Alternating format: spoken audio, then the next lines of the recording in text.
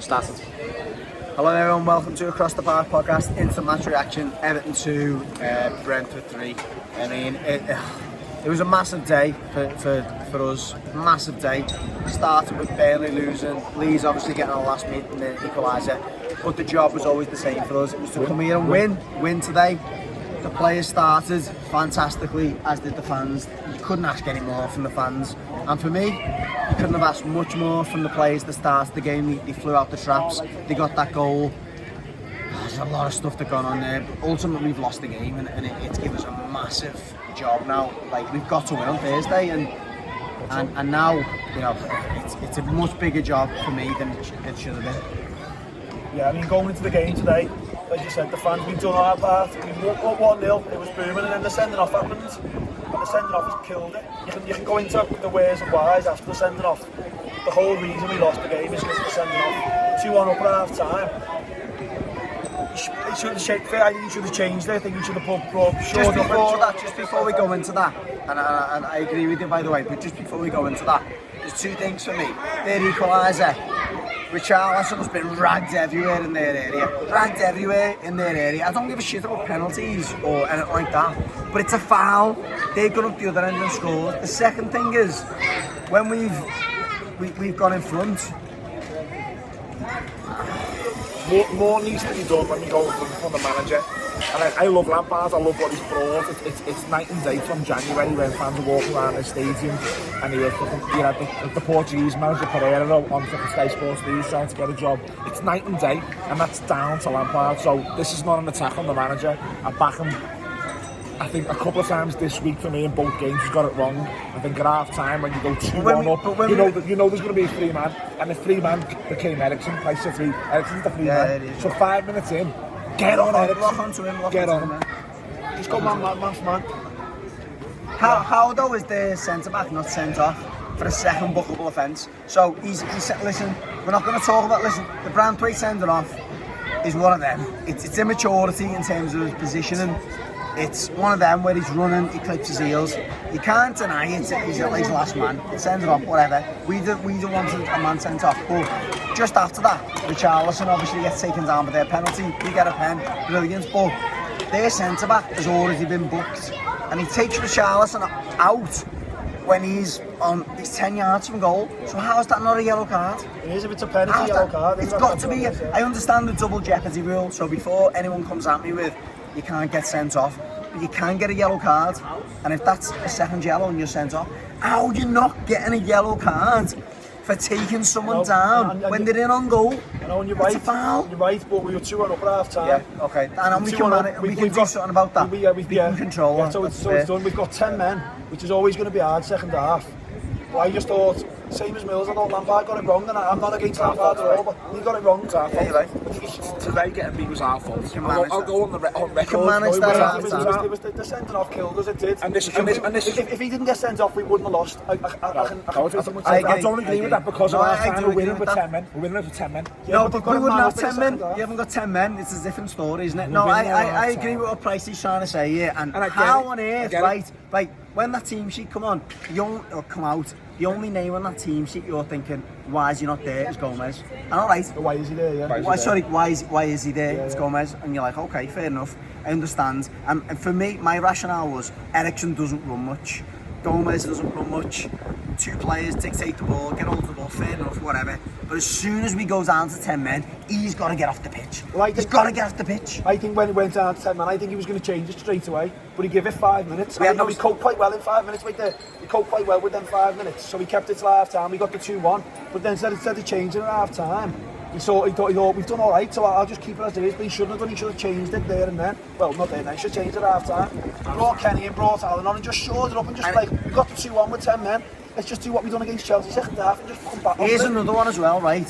So pre-match, what are you thinking? Not having a centre back on the bench. What are you thinking? Like what? Now listen, we don't know who the 23s. Like I don't know what I used to know about the 23s, but how we cannot have a natural centre back in the squad. How we cannot have a natural centre back in the squad on the bench, for example, is beyond me. We had one defender in the whole squad, and maybe that's Lampard thinking, for us, it's win or bust. We've got to win this game, but not have a centre-back. Something's happened to Keane, hasn't it? Oh, of course it has, bro. Not having a centre-back in the waiting to the Coleman coped quite well as a centre-back though. Coleman coped quite well. It was the wider. No, mate. No, but that's a knock-on effect because it means Iwobi has to go right back. I know you're saying bring Kenny on maybe and put him on right back, but we're still lacking a centre back. Just someone who's 6'2" or 3" to just go and win balls. It's mad for me. And look, I agree with both of you. We're not here to attack the manager. It's an instant reaction here. It is, but these are the things I think when we're in the game and like. Look, I don't want to attack the players. There's a massive feel-good factor around the club at the minute. I think the fans. Maybe not us, we haven't been at what they're doing, and the fans who have been part of meeting with the club and making it better have done great, and I want to stay positive. Look, it's still in our hands. We win Thursday, we're okay. Do I want to get to Thursday? Of course not. I want to go for the pint we used to, and New Day, and the wins don't now, and it'd be done Sunday night. It's not got there. However, you can't ignore that there's still passengers in this team. I thought Decore was a passenger. I thought Andy Gomez was a passenger. When you two midfielders, Decore and Gomez, the two biggest letdowns of the season. 2 seasons ago, Gomez was the man, weren't he? The Reds will say this. The Reds on our podcast will say this. All the viewers of our podcast and listeners of our podcast know how much me and Millsy rated Gomez 2 seasons ago. He's been a massive letdown. Decore this season has been a shambles up until a couple of games ago where he stuck himself up. He was awful. He was the same today because the chips were down. When we're on top and we're dominating games, Decore looks like the man, doesn't he? But when we're not and the chips are down, he runs around and he does run around. He'll always run around, but he does nothing. But Gomez comes down to quality. Because that's what it comes down to as well. With him and with Everton as general, Watford at the end of the week. I don't think that was the factors today though, because when we needed quality, we got it. We scored the goals. Listen, that penalty, and I'm going to say it now because it's going to get unnoticed because we lost the game. Richarlison stepped up today. He scores a header. It got given to Calvert-Lewin, but he scores that header. He steps up at a penalty, massive moment, 10 men. If you don't score this, we're against the wall. He scores it, he chips it down the middle. The lad's done it again when we needed him, but some of his teammates have let him down. Fortunately for us, the 2 players, Brandwaite and Rondon, who've been sent off, they're not players we rely on. You know what I mean? Keane's probably going to come back in, isn't he? And other players are hopefully going to be fit. But it's a massive... What's horrible now is you got Palace. That was class. Everton fans were class. First game, amazing. Half-time, bouncing, brilliant. The players. But Palace is going to be nervy. It's going to be nervy, it's not. I can't. Hopefully, it's like that. But as soon as they scored and equalised today, or as soon as Brandwaite went off, it went nervy again. Palace is going to be that times 10 because Palace are better than Brentford. Well, do you know what that's what's sad. If we go into the last game of the season needing to win, we're fucked. You might agree or disagree. Everton have had 2 3-8s this week. Yeah, we have 2 3-8s. You look at Watford. Leicester have won 5-1 at Watford today, and that's how it's done. All right, Leicester have got the shackles off. They've got a lot of attacking players. Lampard talks about, and I'm going to go back to Lampard again, by the way, at this moment. Lampard talks about our players were tight. Change the fucking players against Watford then. Change it and go for it against Watford, because that was the free hit. The players, the Watfords were on the knees, absolutely on the knees. You've seen it from the first 10 minutes. Change the players then, throw the players in there, mix it up then, and then get back to solid today. Look, it's easy with hindsight, isn't it? Because we weren't saying this before the game. No, we weren't, and we even weren't saying it at half time. I still go back to the fact that getting a man sent off's killed us. Of course it has, yeah. It's killed us. So we can go on about this, that, the other. Having a man sent off's killed us. Basically, one, because we've got one less man, and fucking like Mill said, Eriksen's there, the spare man, he's brilliant on the ball. And secondly, because I thought Lampard should have changed earlier than ever, and that's killed us. But if it weren't for that sending off, I think it would have been different. So I can't say can't have a proper go with them. But no. But it's just disappointing that we're here after Brentford. 2-1 up at Brentford at half time. And listen, if you need to win, you stay up, and we can't win. It's across the bar podcast, and what's even more frustrating is they fucking won that yesterday. And it's no, you don't want to talk about it, but it is across the bar podcast. And fucking City haven't won. They've won the cup yesterday. We fucking... The life of an Evertonian. Let's go and have some water and crisps. Oh my god, yeah. Oh no, sorry. We drink wine.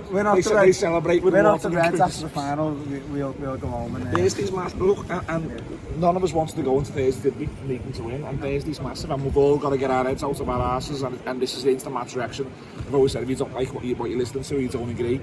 When you stub your tongue in front of a kid, don't say fuck. it's instant, so we're raw at the minute and we're hating. And if I remove myself away from that as much as I can Thursday, we've got to go again. Everything's on the line for this football club, because if you look into the abyss and if the worst happens, Thursday's a complete cup final. We have got to win Thursday. We can't go into the last game of the season needing to beat Arsenal. Who will need to beat us to get into Europe, by the way. Champions League. So we can't go into that game needing to win, because we were not beating Arsenal at the Emirates. No chance. So we're relying on Leeds to get beat. With Burnley, it's out of us in Leeds. I think Burnley have got a game in hand and all that on Leeds like we have. It's a killer. It's Thursday is going to be fucking squeaky bum time. It's not even funny. It's not even funny. No. It's like it's hard. 4 more sleepless nights, and I'm not even joking. 4 more sleepless nights. Let's go again. So anyway, thanks for listening to Across the Park Instant Match Reaction. Unfortunately, it was Everton 2, Burnley 3. We go again. Brentford.